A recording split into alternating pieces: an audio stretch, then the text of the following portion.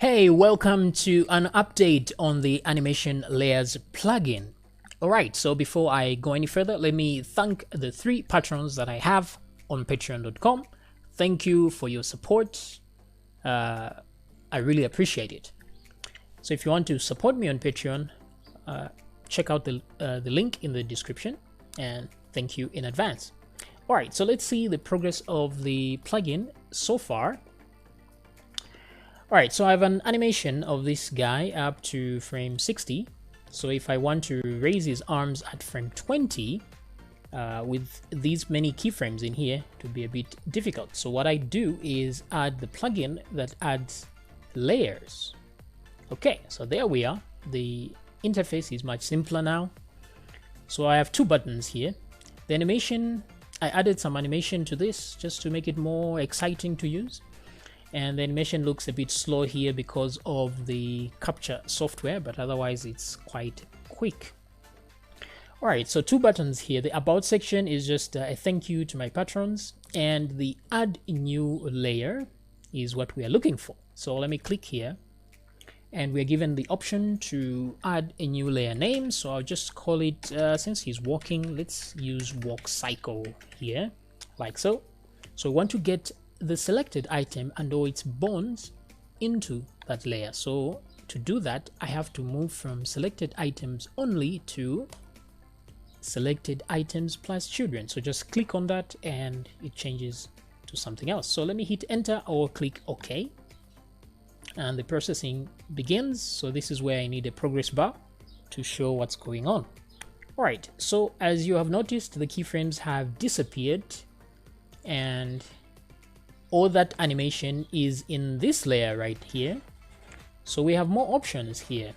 So solo timeline is where I hit solo to ignore all the layers. If I had more layers, they would be right here. So if I hit solo, it's going to only play what's in the timeline. And since the timeline is empty, there is no motion. So let me undo that, and we are back to normal. Back all is where you back all the layers that will be here into the timeline as a final step, so you can get rid of the plugin if you want and just use the animation in the timeline as normal. So this is the only feature that I haven't added yet. I'm yet to program that. And clear timeline also will be, you'll be able to clear the timeline for all items in that layer. And so these are the 2 things that I haven't created yet. Now, when you click on the layer itself, you get some few options here. You get to rename the layer if you want. You get to mute the layer. So as you can see here, the character is walking, but if I hit the mute button, I get a mute. So if there were other layers here, they would be active, while this one is not. So let me unmute that, and we are back. Excuse me, we are back to business. So you can delete the layer if you want to. So I don't want to do that now, so let me just cancel that. So if you delete a layer, all the keyframes associated with that will also be deleted. And then there's a weight curve. If I click here, I get the graph editor, and I can add some keyframes to determine how much influence that particular layer has in the entire animation. So if I move this to, let's say, 50% or maybe 30%, something like that, let me close this, you will notice that the animation now is somewhat muted to a certain level. So it's just barely walking there because only 30% of the walk cycle is being applied as expected. All right, so let me move this back. So you can add keyframes here to edit the curve as you please. So let me move this back to 100% for the sake of the animation, for the sake of the tutorial, I mean. So if there are many layers here, you can edit the curve for each layer individually as you please. And also, let me just add some keyframes here. At frame 20, let's say I want to raise his arms as mentioned earlier. Let me raise that, move that to that point, and come back here and move the other one as well to that point. So as you can see, you can blend motions with this So there's that walk cycle, and then I blend that motion to it. Okay, so in the case where I actually solo the timeline, I can clearly see that only these keyframes are working now because they are in the timeline at the moment. Okay, so I've removed that. And so I can edit the layer. I can edit this first layer here if I want to. So if I click edit layer, it's going to warn me that the keyframes in the timeline will be deleted if I continue. So it would be a good idea to create another layer of what's in the timeline before you proceed to edit another layer.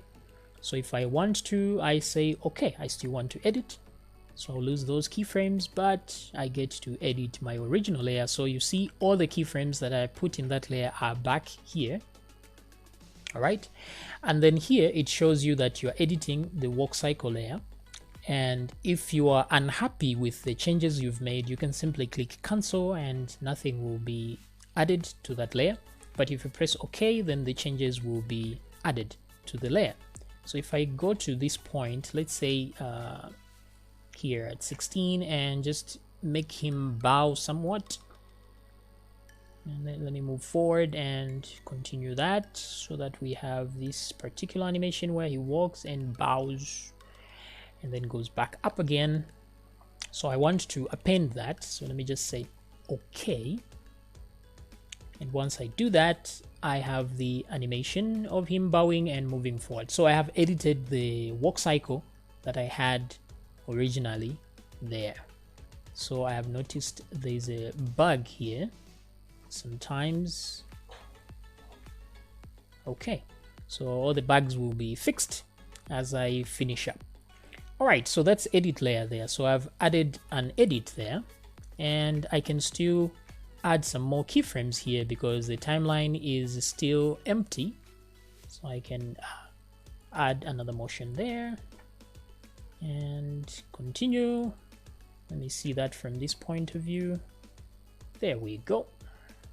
Okay, so yeah, so you can add as many layers as you want here.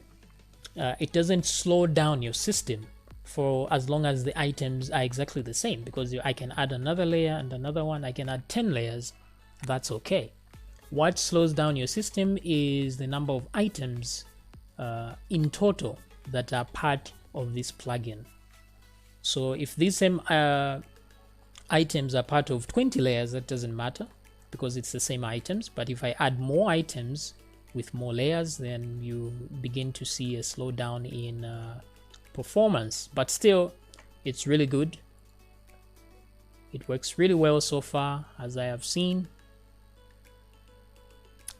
All right, can't complain much. All right, so this is the progress so far, and I will be completing this very, very soon.